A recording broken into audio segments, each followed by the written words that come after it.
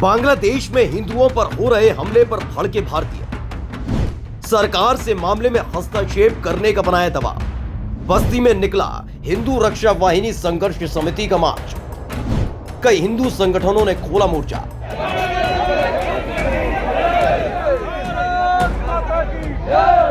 बांग्लादेश की प्रधानमंत्री शेख हसीना की सरकार के तख्ता पलट करने के बाद से ही बांग्लादेश में हालात ठीक नहीं है। जो सरकार विरोधी प्रदर्शन था वो देखते ही देखते बांग्लादेश में अल्पसंख्यक यानी हिंदुओं के खिलाफ शुरू हो गया। उस वक्त भी कई मंदिरों पर हमले की तस्वीरें और खबर आई थी।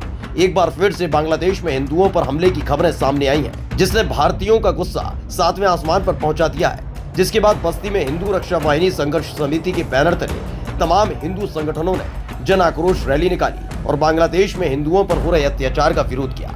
यही चाहते हैं कि जो बांग्लादेश में अत्याचार हो रहा है उस पर सभी लोग को जो है ऐसा नहीं करना चाहिए। हम यहाँ पे रहते हैं भारत देश में, हम एकदम सेफ्टी से रहते हैं, हमें कोई दिक्कत नहीं होती है।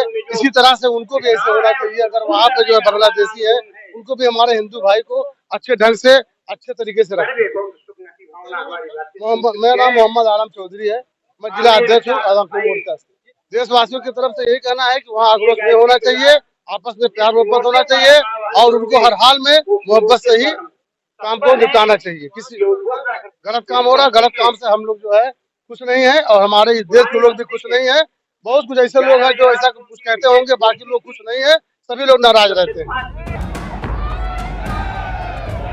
बस्ती के शास्त्री चौक से शुरू हुआ पैदल मार्च कंपनी बाग होते हुए डीएम दफ्तर पहुंचा, जहां हिंदूवादी संगठन के कार्यकर्ताओं ने राष्ट्रपति के नाम एक ज्ञापन डीएम को सौंपा और बांग्लादेश में हो रहे हिंदुओं पर हमले पर भारत सरकार के हस्तक्षेप करने की मांग की।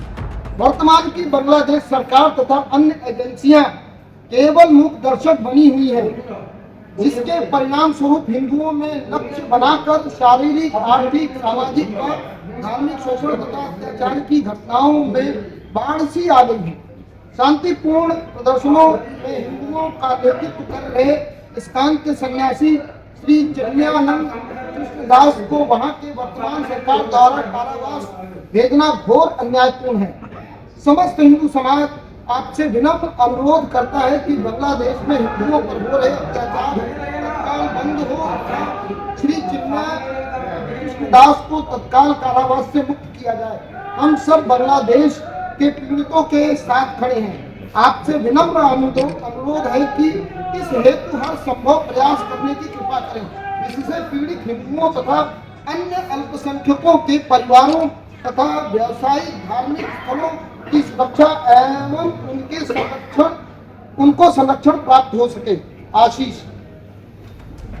हिंदुवादी संगठन की तरफ से निकाले गए इस मार्च में सिर्फ संगठन के पदाधिकारी ही नहीं बल्कि आम जनता से लेकर संत भी शामिल हुए, जिन्होंने बांग्लादेश में मंदिरों और हिंदुओं पर हो रहे हमले का विरोध किया।